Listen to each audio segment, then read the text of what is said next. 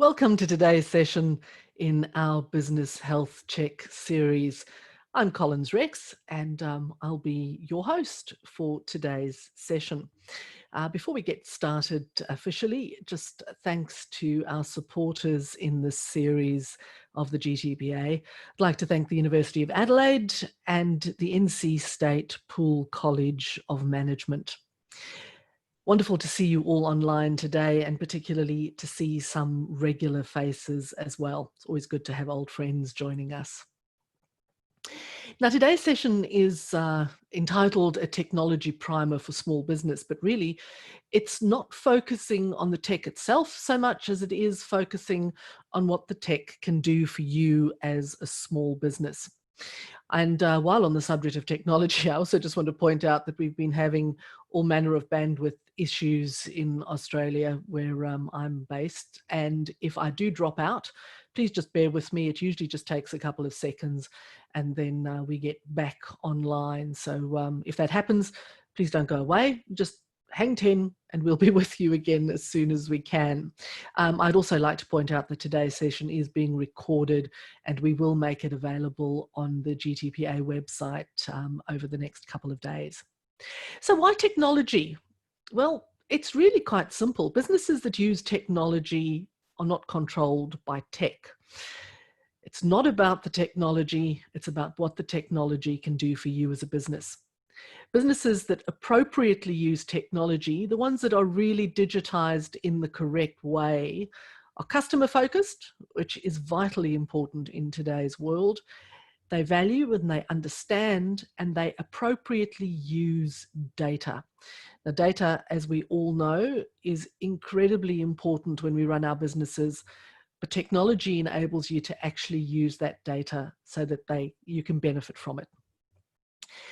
Businesses that use technology are innovators.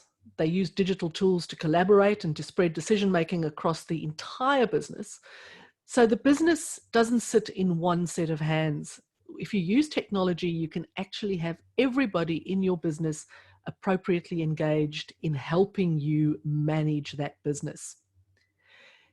Technologically enabled businesses are lean and they're agile. Technology means that you don't need a huge number of hands to do anything. Technology is your extension. And businesses that use technology also understand the businesses of being mobile, and more about that in a moment. So what are we going to cover today? Well, we're going to look at the areas of your business that you really should be looking at implementing technology. So cybersecurity protection systems, customer relationship management or CRM software, human resources management software, financial management software, payment solutions, website implementation and enhancement tools, mobile applications, and cloud computing. The number one technology that small businesses need to take a serious look at in today's world of malware and breaches is cybersecurity. But Gartner tells us that only about 68% of SMEs report currently using these technologies, which is a frightening statistic. It's particularly marked at the moment. Once COVID-19 as a pandemic became an issue and people started battening down the hatches, more and more businesses were forcing employees to work from home because there was no other option. So did the cybersecurity risk increase manifold. And yet small businesses have somehow still turned a blind eye to that. So at the very least, as a small business, you should have robust antivirus software. Something like Norton or McAfee, you can pick it up off the shelf. If you have any sort of software on your computer, which obviously you do if you have an operating system running, that stuff would have come with the operating system. Don't disable it. It can be seen as annoying by some, but believe me, that annoyance is compounded if you don't actually have the software installed and you suffer a breach. If, however, you're really serious about cybersecurity, and if your business is even slightly bigger than, let's say, 20 employees or so, you need to think about network security monitoring tools, encryption tools so that any data that you're transmitting is not being seen in its current form. If it's encrypted, you can do pretty much anything with it. And unless you've got a really smart hacker on the other end, they're not going to be able to read it. You need web vulnerability scanning tools, network defense wireless tools, packet sniffers, antivirus software. You must have firewalls installed, public key infrastructure services or PKI, managed detection services, and penetration testing. Now, we've had a session on cybersecurity itself, so we're not going to pause too much longer, other than for me to say, please, if you haven't taken care of your cybersecurity, do so. If you suffer a breach, the damage you have will be considerably more complicated and more expensive than anything you do to get your cybersecurity tightened up. Customer relationship management software is something that's been kicking around for a long time. And many businesses have dabbled in CRM. Some just do it by keeping a spreadsheet of customer data and kind of doing stuff themselves. But if you've got a properly installed CRM, you will interact more efficiently with your clients because you can centralize that client data. You can automate your contact management, your communication tracking, scheduling, your sales forecasting, and any manner of other ways in which you touch your client and your client touches you. CRM systems can also interface with your bookkeeping or accounting software and with your project planning software, which means you can have an end-to-end solution for providing the best possible service to your customer. Now, examples include Salesforce, which of course is the one that we all know. It's also one of the most expensive, and it's the one that does pretty much everything you need doing. But it is sometimes a problem for small business to think of a software package like Salesforce. Of course, 7 million people would disagree with you because that's how many users they have. There's ACT, which was quite popular about 10 years or so ago, and then sort of fell into disuse, but has become a lot more user-friendly in recent times. And then there are lesser-known options like Insightly and Zendesk Sell and any number of others. Now, it's important to understand that your CRM is only as good as the way in which you use it. You can even have a system like Salesforce installed, but if you don't properly use it and you don't have everyone in your organization using it, feeding into it, making the best use of it, it's probably just going to be a technological white elephant, which means you would have wasted a lot of money on installing it, and it's not going to do anything good for you. So get one that is appropriate to the size of your business and your business needs, and make sure that you use it and that everybody in your organization is using it to its full capacity. Human resources management software is a bit of a thorny one. Generally, large companies install HR software because it's the only way they can efficiently manage their workforce. And efficiency is very important when you're dealing with lots of people. Small businesses sometimes balk at the idea, partly because they say it's expensive to do, and partly because they say, well, if I install this stuff, what happens to the human element? If you think about it logically, what the software will do for you is take all the routine functionality out of your hands, leaving you free to actually interact with your staff.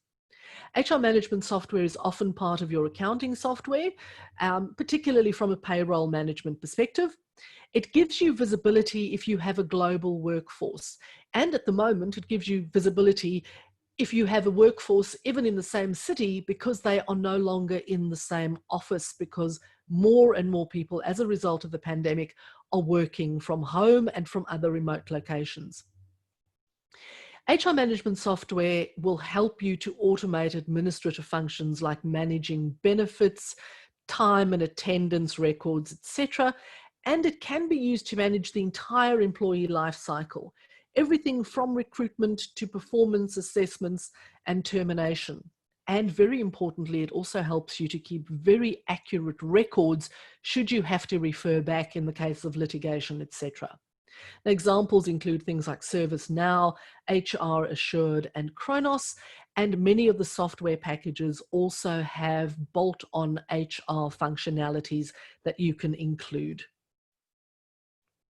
Financial management software is a bit of a no-brainer these days. Just about every business runs some kind of accounting or bookkeeping package.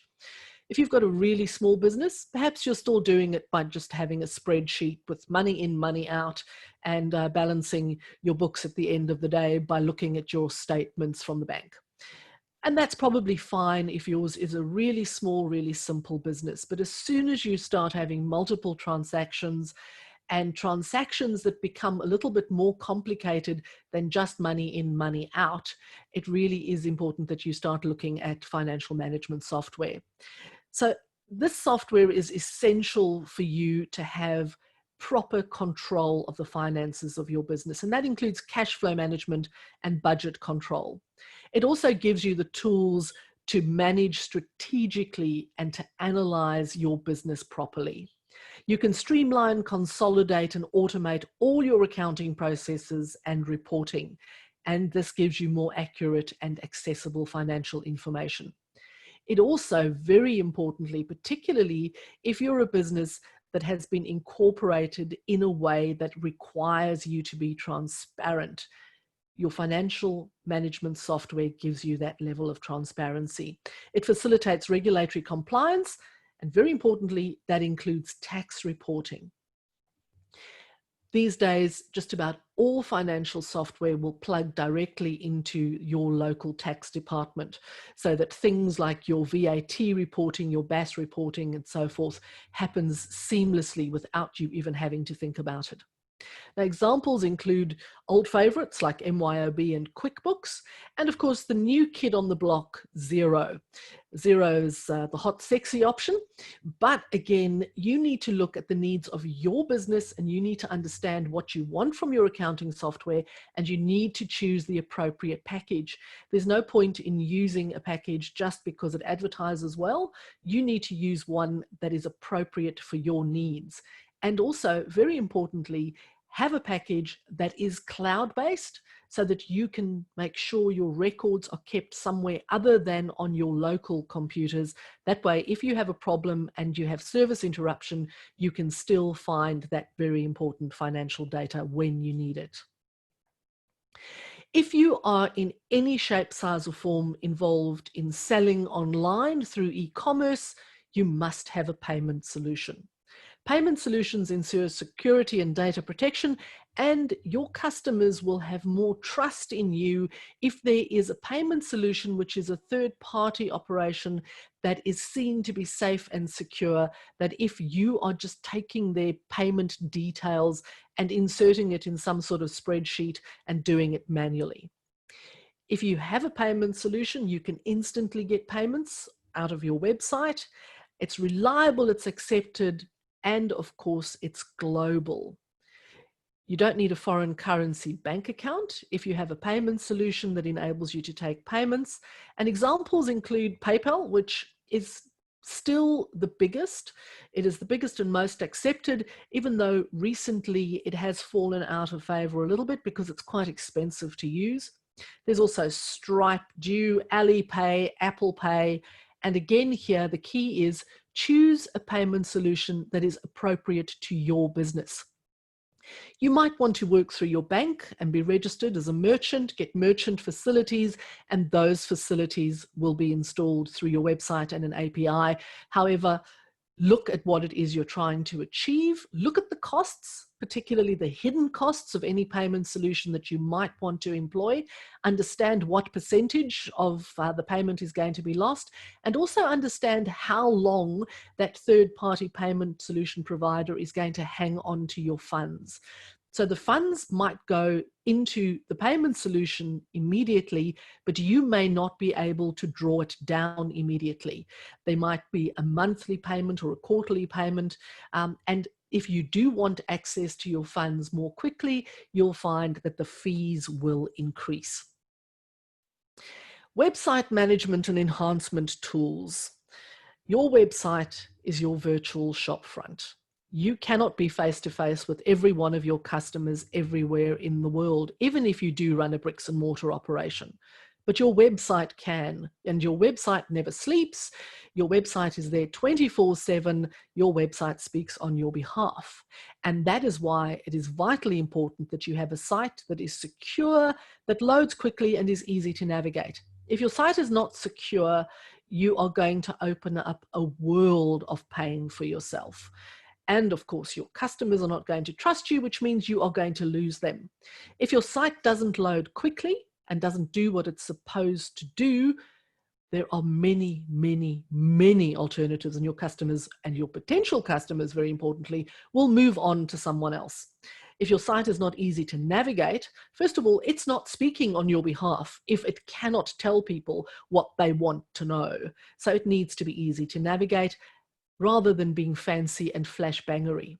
Also, be aware of the fact that if you are using something like Flash on your website, as of the end of this year, Flash players will no longer be available on the recognized browsers, which means all your Flash is not going to work anymore. You need to update your content regularly, partly because your content speaks on your behalf, and partly because if you don't update your content regularly, you are going to suffer from a search engine optimization perspective. Sync your website with all your digital marketing channels, and that includes social media. Make sure that everything works together seamlessly. And where you can, automate any functions such as newsletter distribution, social media postings, etc., and use the appropriate software to do that for you. You don't need to be doing that stuff yourself manually. That's why you use technology. There's SurveyMonkey, which will give you any sort of surveys and polling and will interact with your newsletter publications. MailChimp, which is cheap, almost free to use, easy to operate, etc. So investigate what works for your business and the needs that you have. And again, if you've installed something, make sure that you use it. There's no point in having technology installed, software working, and you don't use it and you're still doing stuff manually. Mobile tech is more important than it ever was. And we're talking about mobile tech in its broadest sense here. So when I'm talking about mobile tech, on the one hand, I'm talking about all tech that ensures your business can function remotely. So literally makes your business mobile. Devices such as laptops, tablets, smartphones, and then software that enables remote collaboration and work, such as Zoom, Microsoft Teams, Cisco WebEx, etc. Many businesses were caught unawares when the pandemic hit. Many businesses have been paying lip service to remote work, but they hadn't actually implemented. And then suddenly they were forced to do so and scrambled to get things working appropriately. If as a business you have staff that are representing you from a location other than an office, make sure that all their devices, laptops, tablets, etc., are secure so that you are not compromising your cybersecurity because people are using their own devices. Bring your own devices become a very big thing. It's not really practical for particularly small businesses to provide devices to all their staff, devices that are scrubbed and networked. But if they are using their own devices, you can issue a directive to make sure that they are correctly using them and that they have the necessary cybersecurity software installed. Mobile tech is also all tech that ensures that your marketing is mobile enabled, and this includes your website. So there was a time when you had a website designed and you would have to have a separate website designed that functioned on mobile devices. So if your site is an old one, and you haven't really revisited it for a while, now is the time to revisit it because your site has to be mobile enabled. If it's a newer site, that has happened automatically. However, you need to make sure that your site functions as well on a mobile device as it does on a desktop. And thirdly, mobile tech is all those apps that promote your business, your products, your services, provide value-added tools for your customer. In other words, mobile apps. And the app is not necessarily a funky thing that is a game or something that is fun to use. It is something that makes your business function in a mobile fashion. So think about that. If you are getting apps produced for your business, don't do it for the sake of it. And that has sort of tailed off a little. About 3-4 years ago, it was the hot thing and everybody had an app, most of them completely useless and irrelevant. You don't need those. Please don't have an app for the sake of it. If you have an app, it actually needs to add value to your customers, or else it is just a total waste of time and money. Cloud computing is the on-demand availability of computer system resources. And this is especially data storage, which then sits somewhere other than on your local computer or your local network, and computing power without direct active management by the user. And that's very important. So really, it's everything that sits somewhere without you having to manually interact with it to make it accessible. Cloud computing enables transitioning of some or all of your network management processes and policies to and from a cloud service. Email is the quintessential cloud computing example, and we don't even think of that. But if you think of the way your email system works, you don't control it. It is controlled elsewhere. It sits elsewhere. The functionality sits elsewhere. And that is pretty much what cloud computing does. Software as a service, SaaS, is cloud computing. If you are using the Adobe suite, for example, as a service rather than buying it all and installing it on a computer, that is cloud computing at its best. Cloud computing makes your business more agile and more scalable because you can do all manner of great things without needing to have massive computing power that you own and that you service. And it also, very importantly, adds to that making your business mobile piece, and it saves you money. 10 years ago, if you wanted Microsoft, you had to buy the entire suite and it was very expensive. Now you have 365, it sits in the cloud, you pay a monthly subscription and you don't have to think about it. And the same for just about every other software package that you can possibly think of. Cloud computing has made it easier for small business to function the way large business has been functioning for a very long time. Now, those are the basic things, the things that every small business should have or should seriously consider having. But before we end today's session, I want to focus on some of the new technologies, the stuff that is actually quite fun to think about and that might be a little bit mind-bending for some of us. Artificial intelligence, or AI, the Internet of Things, IoT, automation, blockchain, big data, and 5G. So what is AI? What is artificial intelligence? Well, the official definition is that it's the theory and development of computer systems able to perform tasks normally requiring human intelligence, such as visual perception, speech recognition, decision-making, and translation between languages. All of that can be a little bit mind-blowing and a little bit mind-bending and actually a little bit scary as well. And you might think, well, I'm just a small business. This stuff doesn't in any shape, size or form relate to me. So let's just move right along here. However, AI is not just for big business. AI for a small business can improve your sales and marketing. And that is what you will be using if you have a properly installed CRM and it's AI infused. It can automate your customer communications with a chatbot. And there are many cheap off-the-shelf chatbots that can plug into your website now that you do not have to have bespoke solutions for yourself. It can streamline human resource tasks by some of those software options that have AI automatically embedded in them, and it can help you acquire competitive intelligence. We live in a world where data is everywhere and all around us, and it's almost impossible to make sense of it if you don't have a tool, and AI can do that for you. It's also very interesting to note that artificial intelligence now is not something which you have to develop all by yourself, spending fortunes of money to get done. AI as a service is also becoming a thing where you can go to an organization and say, this is what I want done. I need an AI to do that for me, and they will provide the service just as you have your monthly subscription to Adobe or Microsoft or any others. You can do it for AI. So think about that. It's not necessarily just for big business. It's not necessarily just for huge tech companies or for big manufacturing business, etc. Artificial intelligence is already embedded in so much that we use without us even thinking about it. Siri is AI. Alexa is AI. Think about that and think about how you can use similar tools to make your business more efficient. The next technology I just want to focus on briefly is IoT, the Internet of Things. The Internet of Things is a system of interrelated computing devices and mechanical and digital machines provided with unique identifiers and the ability to transfer data over a network without requiring human-to-human or human-to-computer interaction.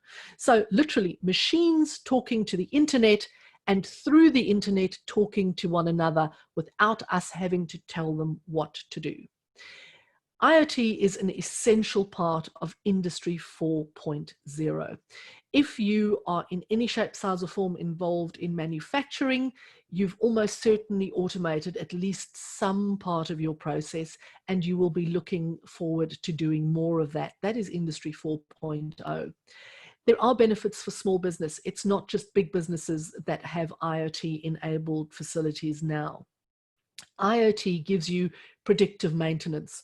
So a tool will literally tell you, a machine will tell you, I am about to need to be serviced, or there is something wrong with me, you need to deal with it now before I break down. It gives you dynamic inventory control. So if you are a business that holds stock, IoT can tell you when you are running low on things. From a personal perspective, we've all seen the fridges, and you may own one that tells you when you've taken the milk out and when the last milk has been removed, and it sends a shopping request to buy more milk from your local supermarket.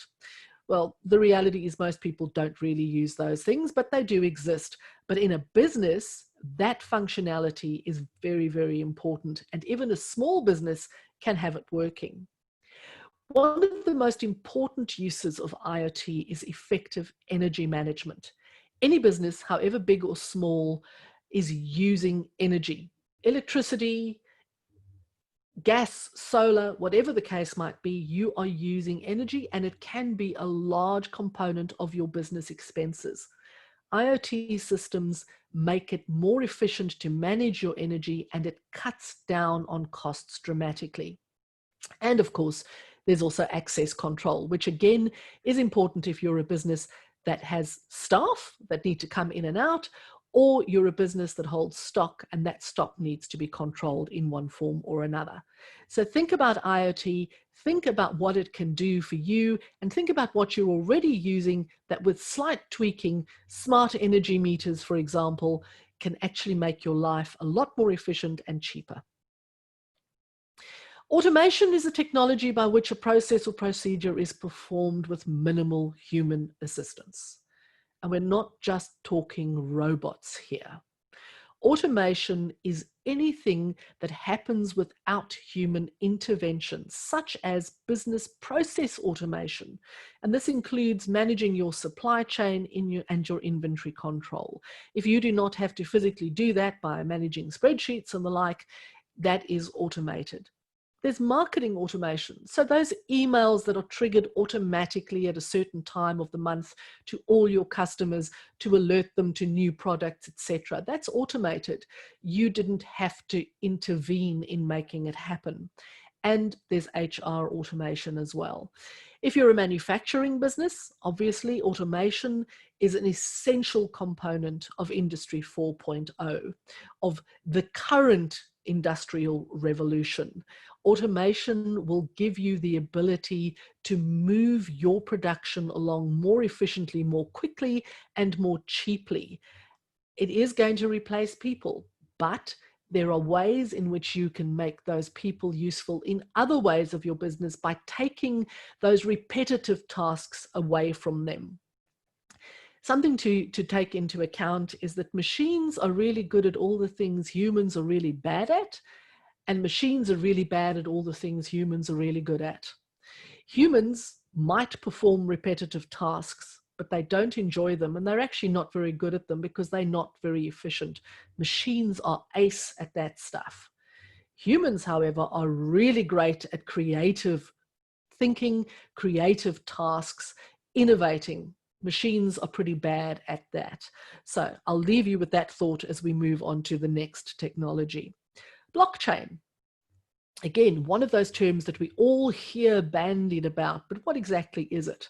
Well, a blockchain is a time-stamped series of records of data that is managed by a cluster of computers, not owned by any single entity. Each of these blocks of data, literally a block, is secured and bound to one another using cryptographic principles, a chain. So, gives us blockchain, data joined together by a third party, offhand. It's really a ledger. Just as you have a ledger for your finances, money in, money out, a blockchain is a ledger, but it is a secure distributed ledger, and it is done in such a way that each packet of data does not see or understand the one before or after it. The entire chain is secured. Now, for small business, blockchain is really useful for payments and money transfers, and a lot of those things are already happening without us being aware of them. Blockchains are essential for smart contracts because they keep everyone in the chain secure and anonymous, and no one party can see all the different packets of data. Blockchain is essential to digital identity. Supply chain communications and proof of provenance is really made efficient by blockchain. It is a way for us to track the movement of goods and parts of goods through the supply chain, to understand and trace exactly where it's coming from and where it's going to. And again, it's done perfectly securely in such a way that no one can interfere with the process. Networking and IoT, again, enabled by blockchain. And if you have any sort of loyalty program for your customers, blockchain will make that particularly secure and easy to manage. We've used the word data a lot today. Big data is the thing that we all have to be thinking about. Big data is extremely large data sets that can be analyzed computationally to reveal patterns, trends, associations, especially relating to human behavior and interaction. Big data is the stuff that is all around us all the time, the stuff that we can use if we know how to use it, but it's very difficult to use without the appropriate tools. Big data is essentially the underlying food for artificial intelligence. It's what AIs use to learn. Now, for small business, the only way you can use big data is to use tools to analyze that data, and you can make use of already mined databases. As a small business, it's almost impossible to make sense of big data without third-party interference, if you like, certainly without the use of third-party tools. I'd also just like to stop for a moment and think about 5G. A lot has been written about 5G in recent times, and much of it very unflattering, much of it also invented, I must tell you. All that 5G is the 5th generation technology standard for cellular networks, which cellular phone companies began deploying worldwide in 2019. 5G is the next generation up from 4G. For small business, 5G is going to make you faster, safer, smarter, and a lot more mobile. Rollout's relatively slow, but 5G will be the norm in due course, just as 4G is now. 5G is exponentially faster than 4G. So if you think of where we started, when we started using mobile phones, we started with 2G. That very quickly evolved into 3, and 3 still exists. 4G was much better than 3 and still is. So when you lose your 4G signal, you generally revert to a 3G signal. Once 5G becomes commonplace, 3G will disappear entirely, and in time, so will 4. But the exponential improvements are phenomenal between 4 and 5. What you are able to do on your mobile phone now, you will not even be able to comprehend the difference in 5G. 5G is not some sort of mysterious tool that is being used to employ secret agents and the like, which a lot of the conspiracy theorists would have us believe at the moment. It doesn't cause COVID-19 either.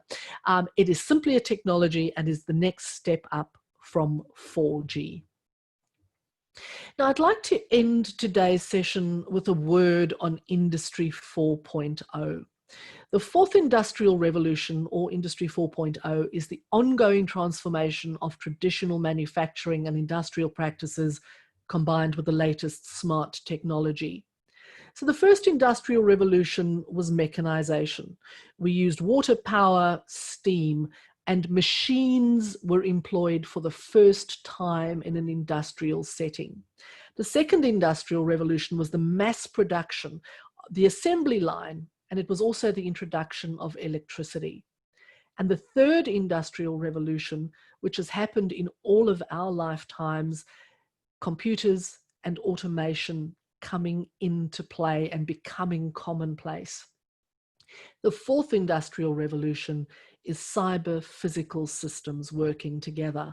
So it's that computer and automation piece of the third industrial revolution then being used with IoT, artificial intelligence, etc., all the smart technologies to again catapult us forward exponentially from where we were in the third revolution. It's not anything to be afraid of, and it's not something that small business cannot embrace. There are many ways in which small businesses can be part of the fourth industrial revolution by employing tools that are not complicated to install or use and are not particularly expensive to employ. And that brings us to the end of today's session. I will take some questions, and I've actually had a couple of questions that were sent through ahead of today's session. So I'll take those, and then if there are any others, I'll answer them as well. So one of the questions that came through earlier today was about automation, and it was, won't automation cost jobs? Well, yes, automation will cost jobs. That's the unpleasant answer. But the reality is it will cost a certain level of job, and it will create jobs at a different level and a different type within a business. We can debate the issue of automation. I don't think that's the purpose of today's session. But yes, some jobs will be lost, some jobs will be made, and particularly in the developed world, it will really be a transformation of the way in which we work. It's a whole other ballgame when we start thinking about the developing world, but that's a conversation for another day. A question that's been posted: isn't all of this stuff really expensive? Some of it can be very expensive. That's why you need to do your research, and you need to understand what it is that you need and use the appropriate tool for the job. If you use the appropriate tool, it doesn't have to be expensive. It's going to cost you some money, of course, but it can also save you a lot of money and time and make you more efficient. And at the end of the day, that has a bigger impact on the bottom line than not using the technology in the first place. We talked a little bit earlier on about human resources software, and a question that was raised is regarding the human element. Don't I risk losing my connection with my staff? Someone has asked. No. If you use HR software appropriately, what you have automated is all the routine stuff. It's keeping track of days taken off, leave accrued, additional payments, overtime, and all of that sort of administrative task. It doesn't take away from you actually sitting down and understanding your staff, speaking to your staff, dealing with that human side of assessment, etc. So no, it does not replace the human element at all.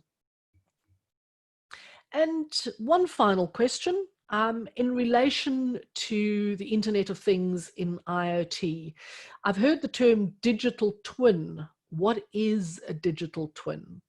Well, without going into too much technical detail, a digital twin is essentially a virtual or a digital representation of a physical entity. So it is a way of creating, for example, your factory, which has all sorts of physical things in it, machines, energy in, energy out, etc., people moving around, stock control and so forth. It is a way of creating a representation of all of those physical things in the digital realm so that you can play around with it to see how you can improve efficiencies. So it's really a bit of a dummy, if you like, of a physical thing in the digital form that you can then manipulate without affecting your physical operation. That way you can make sure that you can tweak things without actually getting down into the weeds and affecting your production, for example. And I don't see any more questions. So I think that brings us to the end of today's session. Our next session will be crisis recovery strategies for small business. Watch your inbox for registration details. And if you have any questions about anything that was raised today, feel free to drop me an email at collinsrex@gdpa.com.au, or rather just .com.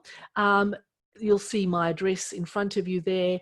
Also, general issues relating to business, international trade, and so forth. And I've also given you the contact details of my colleague, Lisa McCauley. If you can't get me or I'm not responding to an email, feel free to contact Lisa, although I'll probably be your main point of contact. The GTPA website is on the screen as well. Make a note of that. There are all number of interesting resources and things that you can download, including, as we come across them, assistance for business from a government perspective through this COVID-19 crisis. Make sure that you visit us from time to time. And of course, you can also follow us on social media. We'd love to have you. And that brings us to the end of today's session. Thank you all very much for your attention. It's been great to have you with me today, and I look forward to having you again for future sessions. And I'm sure that we're all going to do good business, safe business, whatever you do going forward. Look after yourselves and those you care about. Stay safe and keep trucking.